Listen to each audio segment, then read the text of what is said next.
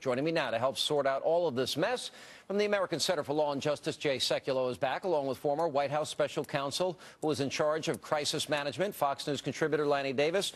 Well, in fact, what Jay Carney, the propagandist, said there is not true, Lanny, because the meetings that took place, for example, there were Solyndra executives that literally were in the White House, according to White House logs, the week before the company received the $535 million. The meetings took place at the White House while a White House budget analyst warned in an email this deal is not ready for prime time. Also, the Office of Management and Budget said they had a gun at their head. There isn't time to negotiate. And the vice president's office was told we would prefer to have sufficient time to do our due diligence reviews.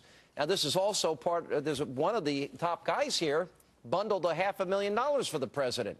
You don't see a problem for the White House here? Well, you're connecting dots without facts. I certainly do see a problem. No. Lanny, I got the email. No, don't accuse me of not having the. Stop, Lanny. Don't accuse me of not having the facts. I gave you the emails. They're all on the record. If you would spend some time and do your research, you would have read the same thing.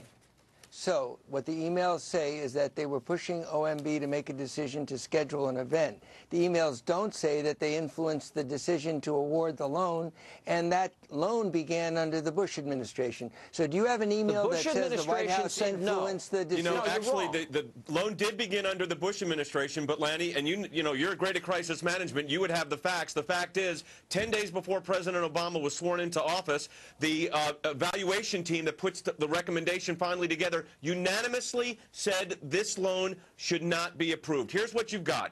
The presidency or the White House or the administration within that context, clearly, for political expediency, let's be realistic here, they wanted this deal to be the showcase for their green jobs. The problem is the government is institutionally incapable of doing the due diligence necessary, so what do you end with? You end with a situation where the email evidence shows that the own analysis done by the administration's officials said that this company would be out of money in September of 2011. Guess what? They are. And the White House own emails say, if we're going to unwind this deal after the, as Sean mentioned, the email that said they're not ready for prime time, the deal was not ready for prime time, they said if we're going to unwind this deal, we better do so quickly. Why'd they have to do so quickly? The White House had targeted this deal to be the showcase for the green jobs. No green produced here. A lot of, unfortunately, economic losses, and a lot of people lost their jobs, and the American taxpayers are out $500 million. Look, it sounds like this was a bad decision and a bad loan, but you're speculating that it had anything to do with a donation or anything to do with political influence. They may have just made a wrong decision. And also, you are speculating that the White House had anything to do with the decision to award the loan. Now, looking back, it may have been a bad decision. I think the White House should put all these documents out. Lanny, wait a minute. The guy bundled money. The guy had access. You know what? Yeah. I don't know many people. If you don't bundle $500,000 for the president, guess what? You don't get in the White House 4 times just before your company gets all this money. That's number one. Number two, you say that they didn't have knowledge. Well, the vice president's office was given a note. We would prefer to have sufficient time to do our due diligence here. Due diligence. That's right. Top Democrats now, they show that on a serious... Look, in the best case scenario here, what you have is people close to the White House buying influence and getting rewarded for that financial support. That's the best case scenario that I see, Lanny. All right. Well, first of all, you're concluding that there was buying of influence, and let's wait for the facts to show that.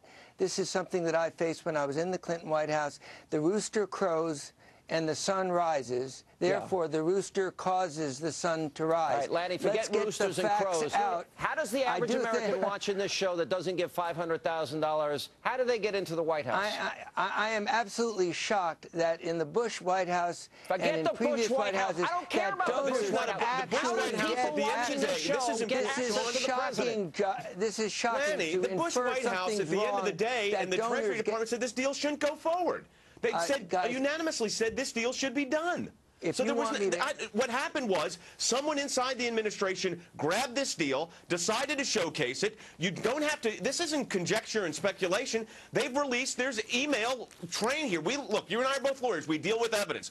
The evidence here is showing that this deal was looked at by the White House, decided to be highlighted. The loan was rushed through without due diligence. You know, the best light that this can be put in, and Lanny, you're great at handling crisis communication. The very best light this could be put in is not that it was just a bad loan. It was a bad loan rushed through by a government and a White House that wanted to showcase something for their Green Jobs program, and the American taxpayer are stuck with the bill here. That's the problem. Let me do a quick suggestion to the White House, because this is a crisis management issue.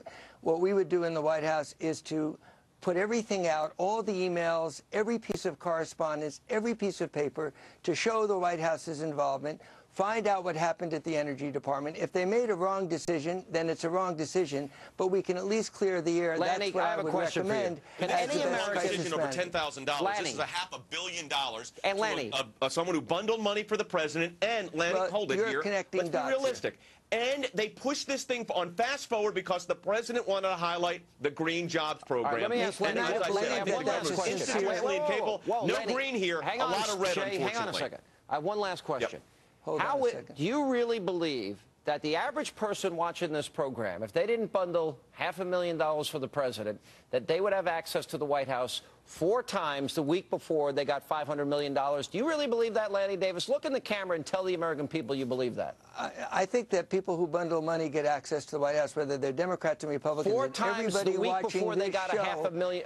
Everybody watching this show knows that big donors go to Republican White Houses and Democratic White Houses. No, it's Bush's and that's fault. a bipartisan But big donors tradition. don't get a $500 million in loan for a company that the Treasury Department and the analysis said should not be getting this loan. That's the difference here. You can say people get to the White House, but they don't get a $500 million when the government's own analysis said, don't give them the money. It's not ready for prime time. We got to go. I don't want Thanks, to talk guys. over you. Big donors do things and get on the merits, even though they're big donors. It could have been on the merits. On the merits. Week before, no merits here. 4 meetings with the White House. Everyone says don't do it. He does it anyway. Coming up, more bad news for the White House on the economy.